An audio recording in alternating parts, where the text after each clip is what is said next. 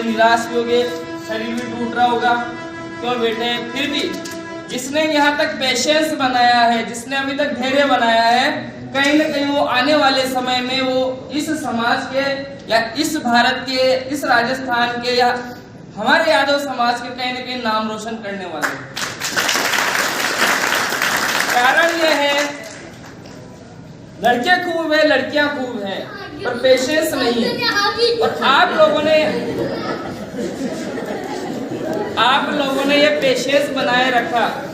और जो जीवन है, पढ़ाई का जीवन, इस पढ़ाई के जीवन में सबसे ज्यादा जरूरी चीज होती है सीटिंग। जिसने सीटिंग करना सीख लिया उसने पढ़ाई करना सीख लिया। जिसके पास सीटिंग नहीं है वो पढ़ाई नहीं कर सकता। आधे घंटे में पढ़ना, वो चीज पढ़ना नहीं है। वो कैसे नहीं होगी डिस्कस करेंगे। पहले छोटी सी वर्कशॉप करेंगे। वर्कशॉप ये रहेगी, अंग्रेजी के 2 शब्द हैं, एक तो होता है स्टैंड अप, एक होता है सिट डाउन। अभी को पता है स्टैंड अप का मतलब खड़ा होना है, सिट डाउन का मतलब बैठना है। लेकिन हम यहाँ पर बिल्कुल विपरीत करने वाले हैं। जब मैं स्टैंड अप बोलूंगा तो आपको बैठना है, बैठे रहना है, और सिट डाउन बोलूंगा तो खड़े होना है। इस छोटी सी क्रिया के अंदर कौन कितना समय दे पाता है आपका पता चल जाएगा। आपका माइंड यहाँ पर है या फिर कहीं बाहर घूम रहा है। समझ रहे हो? Are you ready? जोर से बोलो yes sir, yes sir, yes sir, yes sir. Are you ready? Yes sir. Are you ready? Yes sir. Okay, तो स्टैंड अप बोलूंगा तो मैं एक्शन यू भी कर सकता हूँ। मेरे एक्शन पे मत जाना, मैं तो चालाक हूँ, मैं हराने है ना। मेरे पर्स में पैसे नहीं है तो मैं पैसे भी आपके लिए रख सकता था इनाम के रूप में। पैसे नहीं है, अब तालियां जरूर है। आपको खूब तालियां मिलेगी जो जीतेगा जो। ठीक है, तो तैयार हो? यस से बोलो yes sir, yes sir, yes sir, yes sir. Okay, stand up का मतलब बैठना है, सिट डाउन का मतलब बस इसी गेम के लिए। बाकी तो स्टैंड अप का मतलब खड़ा होना है, सिट डाउन का मतलब। Okay, let's start. Stand up, sit down.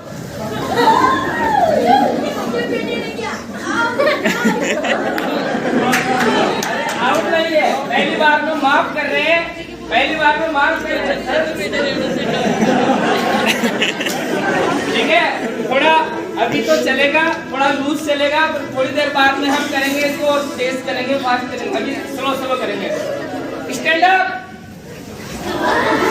Sit down, stand up, sit down, sit down, stand up, stand up. जो भी देखो अपनी इच्छा से बैठे रहना, जो जिसको लगता है मैं आउट हो गया बस बैठे रहना है ना। Stand up, sit down, stand up. Stand up का मतलब बैठना ही था, बैठना ही था।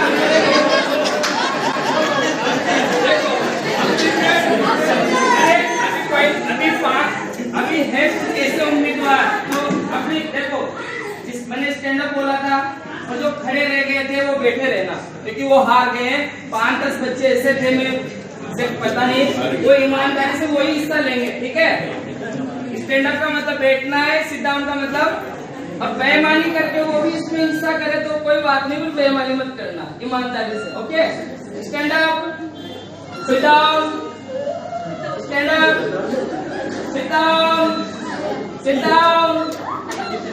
तुम तीनों में बैठ जाओ। अब जो भी एक्शन भी कर लेगा ना, मतलब यू भी कर लिया ना, यू भी, वो भी आउट है। ठीक है, स्टैंड अप,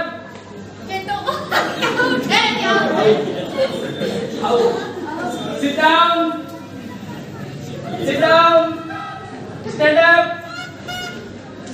ये दोनों भी आउट है। sit down, sit down, stand up, stand up। वो दोनों भी आउट है।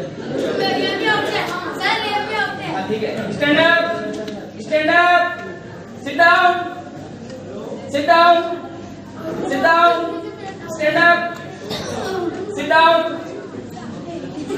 बस ये एक ही बची है। इसका मतलब क्या है?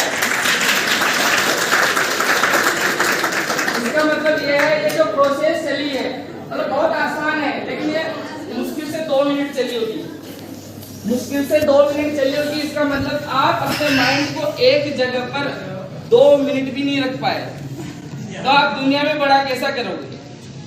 दुनिया में बड़ा करने का जो सपना आप लोग देखते हो ना, उसके लिए अपने माइंड को एक जगह रखना पड़ता है। ये छोटी सी वर्कशॉप आपको ये चीज सिखाने के लिए थी। अगर आप कुछ करने का सपना देखते हो, अगर आप कुछ करने के लिए कुछ करना चाहते हो, तो आपको अपने माइंड की उपस्थिति वहां पर रखना जरूरी था। मैं आपको बता दूं, मैं दुर्गा शंकर हूं। लगभग आप जो ज्यादातर मुझे जानते हैं, ज्यादा कुछ बताऊंगा नहीं क्योंकि मेरी लाइफ को आप लोगों ने देख रखी है। मैं भी अपने पास में अलोद गांव का ही रहने वाला हूँ। मेरे माता पिता किसान हैं, वो पढ़े लिखे हैं नहीं, आप सबको पता है। मैं उसी परिवार से, उसी गांव से, वही कक्षा 1 से 12वीं तक पढ़ा, गांव के सरकारी स्कूल में पढ़ा। उसके बाद में कहीं पर गया तो गवर्नमेंट कॉलेज मिला, वो भी यही पढ़ाई करके यही मेहनत की, परसेंटेज अच्छी बनी थी, इसलिए मैं वहाँ पहुंचा। जयपुर पढ़ाई की, साथ मेडिकल की पढ़ाई की, मेडिकल में पढ़ाई की तो पूरी कर ली, पर भविष्य पता नहीं था मुझे मेडिकल में कुछ करना है या फिर कहीं और। जब मेडिकल में मन नहीं लग रहा था, मेरी उम्र 21 साल हो गई थी, इधर से घर वालों की तरफ से शादी करवा दी गई थी 21 साल की उम्र में, समस्या आ गई थी मेरे सामने। तो अब मेरा दिल उसमें लग नहीं रहा मेडिकल में। मैंने नर्सिंग पूरी कर ली, अब नर्सिंग कर ली तो पैसा भी लग गया, सब कुछ हो गया, पर मन नहीं लग रहा उसमें। मैं इसमें खुश हूँ। वैसे आपको पता है मैं क्लिनिक भी चलाने लग गया था, पर मैं उस क्लिनिक को भी बंद करके, मेरा मन ही नहीं लग रहा, मैं करूँ तो क्या करूँ। घर वालों ने शादी भी करवा दी थी, तो समस्याएं आई, लेकिन उन समस्याओं को घर वालों से लड़ाई करके भाग गया मैं। आज भागने का मतलब है वापिस कोटा चला गया, गांव छोड़ करके। और क्या चुनौती रही, कैसे क्या रहा, उनको यहाँ बताने की अभी आवश्यकता नहीं है, क्योंकि समय आएगा पता चल जाएगा। किसी को पता है, किसी को नहीं पता है, तो उनको भी समय के साथ। बात ये है, अगर आप कुछ करना चाहते हो, कहीं पर आपको मन नहीं लग रहा, हो सकता है आपने गलत रास्ता चुन लिया हो। गलत रास्ते का मतलब है 10वीं पढ़ने के बाद में आपने 11वीं 12वीं में साइंस कर ली, लेकिन आप साइंस के तो स्टूडेंट ही नहीं हो। साइंस कर लिया आपने, इसलिए कि क्योंकि आपके पिताजी चाहते थे कि मेरा बेटा साइंस में जाए, आपने साइंस चूज कर ली, पर मन नहीं लग रहा साहब। बीएससी आपने नीट की तैयारी की, वहां भी सिलेक्शन नहीं हो रहा। आपने बीएससी कर ली, बीएससी में फेल हो रहे साहब। क्यों हो रहे? क्योंकि वो आपका इंटरेस्ट नहीं था, आप सिर्फ अपनी फैमिली की वजह से गए कि मेरा माता पिता नाराज नहीं हो जाए। फिर भी आप अपना रास्ता बदल सकते हो। रास्ते कई सारे होते हैं, रास्ता मैंने बदला 21 साल की उम्र के बाद में बदला। मुझे समय लगा, जो चीज मेरे साथियों ने 21 साल की उम्र में कर ली थी, मतलब 22 साल की उम्र में जो मेरे हम साथी थे, जो हम साथ साथ पढ़ते थे, एक ग्रुप था, वो नौकरी लग चुके थे, वही नौकरी में 26 साल की उम्र में, 27 साल की उम्र में लगा। 5 साल का अंतर, इसलिए अंतर आया क्योंकि मैंने बाद में शुरू किया, रास्ता बाद में बदला। तो हो सकता है आपने रास्ता गलत चुन लिया हो, लेकिन उस रास्ते से आप वापस मुड़ भी सकते हो। ये होगा, समय लगेगा, पहली चीज तो ये। परंतु वो रास्ते तो इसलिए गलत होते थे कि पहले मार्गदर्शक नहीं थे, ना तो हमें टीचर्स बताते थे कि हमें करना क्या है। हमारे टाइम की बात, क्योंकि और तो बहुत पुराने हैं, मैं तो ज्यादा पुराना नहीं हूँ, पर वहां तक भी टीचर्स इतना सा पढ़ाते थे कि इंजीनियर बन जाओ। परंतु जब हम देखते थे तो यार ये हमारा साथी, ये भी टीचर बन गया, ये भी बन गया, ये भी बन गया। तो मैंने जब बीएड की थी, मैं आपको रियल बात बता रहा हूँ सर, मैंने जब बीएड की थी उस समय मेरी संस्कृत A1 थी, संस्कृत बहुत शानदार थी मेरी इंग्लिश बिल्कुल भी नहीं थी मुझे, मतलब इंग्लिश मैंने की थी ग्रेजुएशन, बीए में मेरी इंग्लिश थी, शास्त्री में इंग्लिश थी, मैंने एमए भी इंग्लिश में नहीं किया था, मैंने बीएड की थी तब भी मेरे पास इंग्लिश थी, परंतु मुझे इंग्लिश नहीं आती थी। 2013 तक की बात है, इंग्लिश बिल्कुल भी नहीं आती थी, वो नॉर्मल आती थी, डर लगता था पहले, वो अपन आपको पता हो। आज भी आपको अगर देखता हूँ, अगर मुझसे हो जाती है तो मैं करूंगा इसको। अब मैंने 2013 से ये कहानी शुरू की थी, जो कहानी आज 2022 में अभी एंड नहीं है इसका, अभी ये बहुत आगे जाने वाली है। इसके पीछे बहुत सारे सपने जुड़े हुए हैं, बहुत सारे लक्ष्य हैं। तो वो चीजें तो मैं भी, वो सपने भी क्या है, लक्ष्य भी क्या है, समय के साथ साथ आप भी रहोगे, मैं भी रहूंगा, तो आपके सामने होंगे। परंतु वो चीज ये थी जब मैंने इंग्लिश शुरू की थी तो जैसे मेरे सामने क्राइसिस आ चुका था 2014 में। क्राइसिस ये था कि मेरे पास खर्चे का पैसा नहीं था। 2013 में मैंने घर वालों से पैसे मांग लिए थे, एक मुश्त पैसा मांग लिया था। मैंने कहा ये आखिरी बार है, इसके बाद मैं तुम लोगों से पैसा नहीं मांगूंगा, या तो सामान भर के गाँव में आ जाऊंगा, नौकरी लग गया तो ठीक, नहीं लगा तो ठीक।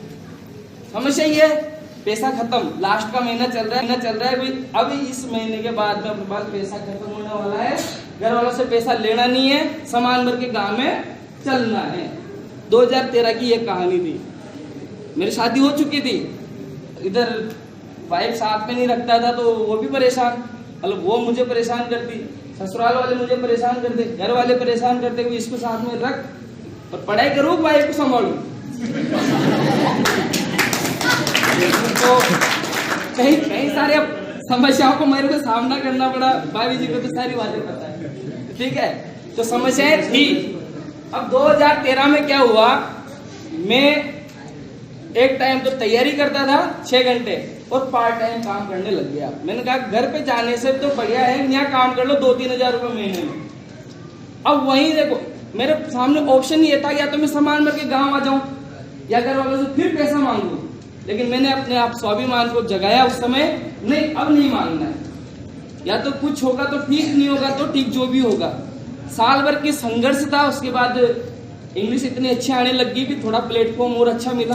फिर धीरे धीरे इंग्लिश इतनी अच्छी हो गई कि जैसे अमेरिकन इंग्लिश बोलते हैं, फ्रेंच इंग्लिश, ब्रिटिश इंग्लिश बोलते, वैसे इंग्लिश बोलने लग गया। तो धीरे धीरे, और एक और चीज बताऊं, हेजिटेशन होती है हमको, हिचकिचाहट किसी भी काम को करने में। तो अभी आपसे मैं यूं कहूं, किसी को समझ में नहीं आ रहा तो कोई जवाब नहीं देगा थोड़ी देर तक, क्यों, हिचकिचाहट। किसको समझ में आ रहा, थोड़ी देर तो कोई जवाब नहीं देगा। मैं यूं कहूं कि कोई प्रश्न पूछ लो अपनी जिंदगी का, तो जिससे मैं बताऊं, नहीं पूछूंगी, समझ में आ गया, मतलब वो सारा का सारा खेल है हिचकिचाहट का, उसे बोलते हैं हेजिटेशन। और मेरा जो कम्युनिकेशन स्किल था उसको डेवलप करने के लिए क्या करता था आपको बताता हूँ।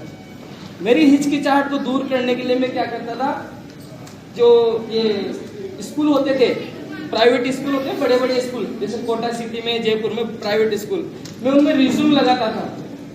मेरे को नौकरी नहीं करनी वहां पर, सिर्फ रेज्यूम लगाता था। और जब रेज्यूम लगाता था तो मुझे बुलाते थे, सर आपका रेज्यूम है। इंग्लिश तो मैं सीख गया, बोलने भी लग गया। अब अपने को लोगों के सामने कैसे बोलना है, तो मैं वहाँ इंटरव्यू देने जाता था। सिर्फ किस लिए जाता था, अपनी हेजिटेशन को दूर करनी है और लोगों से कम्युनिकेट कैसे करना है। मेरे को सेलेक्ट भी कर लेते थे वो, पर मैं वहाँ काम ही नहीं करता था। बस मुझे इसलिए जाना था क्योंकि मतलब ये तरीके होते हैं अपने हेजिटेशन को कैसे दूर करें।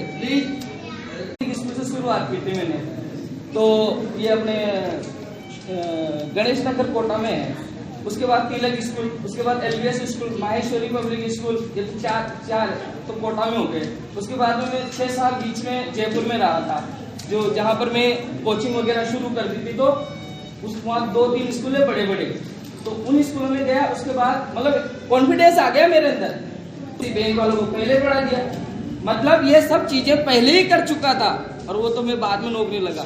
लोग मुझे कहते थे एक और चीज, लोग मुझे ये कहते थे, अरे यार वो तो घर वाले तो यहाँ मस्त कर रहे हैं, मजे कर रहे हैं, और वो वहाँ मजे कर रहा है। तो या कोई लोग यूं भी कहते थे, अरे घर वालों को तो ये ध्यान देता ही नहीं है, और बेचारे घर वाले तो यहाँ परेशान है, घर वालों को धोखा दे रहा है।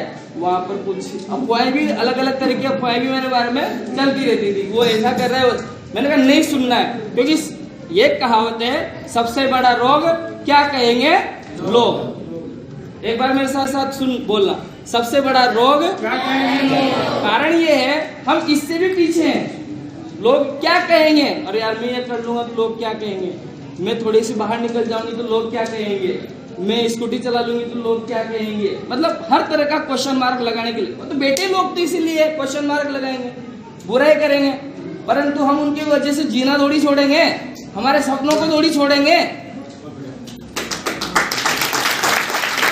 तो जीवन में मैंने मतलब मैं एक बात इसलिए बता रहा हूं तो मेरे जीवन से जोड़ करके, क्योंकि ये जो शब्द है ना, ये पेशेंस होता है, डिसिप्लिन।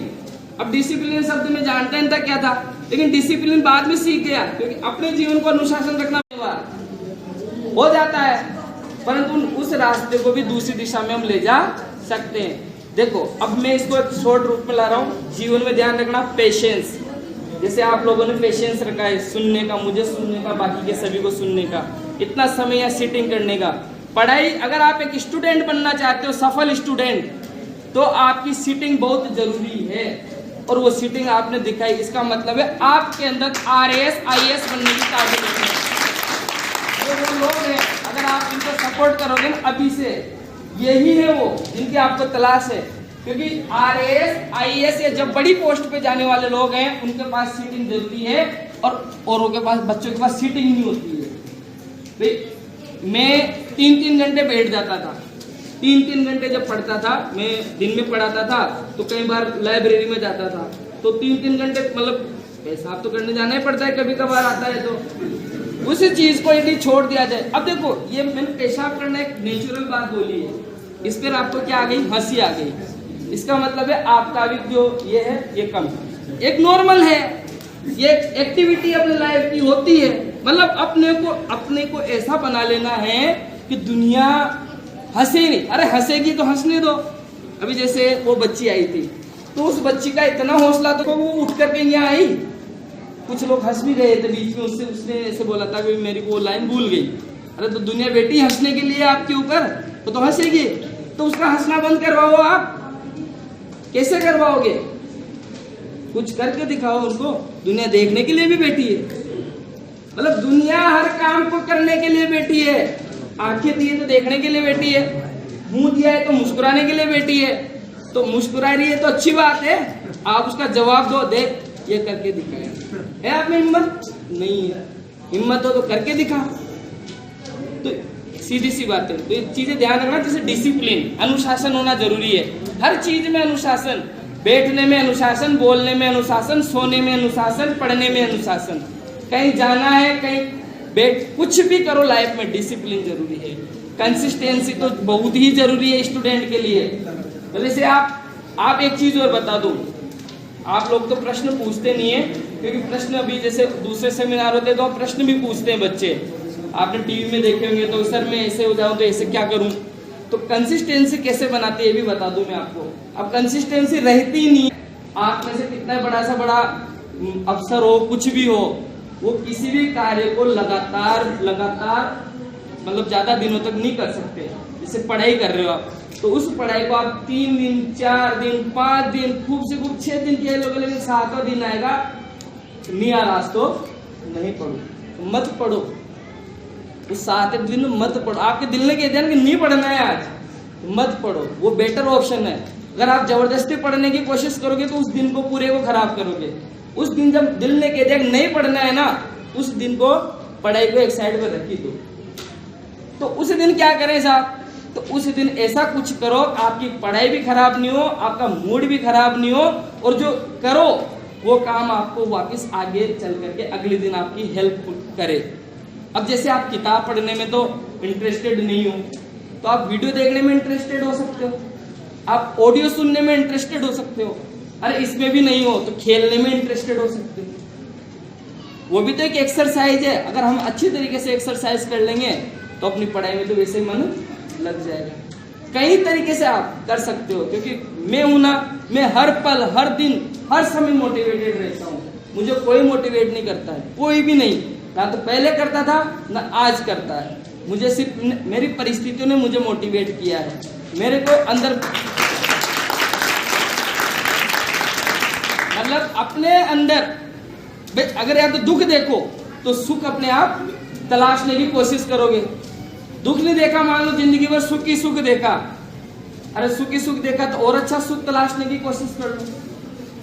सीधी सी बात यह है कि अब मेरा या सभी का आपने सुन लिया, और आज तो आप जाओगे, आज तो कोई भी आ जाए सबको फाड़ देंगे मतलब ऐसा कर गए अंदर ही अंदर से, भाई आज कल ही IAS बन जाएंगे, IAS बन गए साहब, ऐसा नहीं होगा। इस मोटिवेशन को जीवन पर्यंत तक बनाए रखो, तब आप एक स्टूडेंट हो।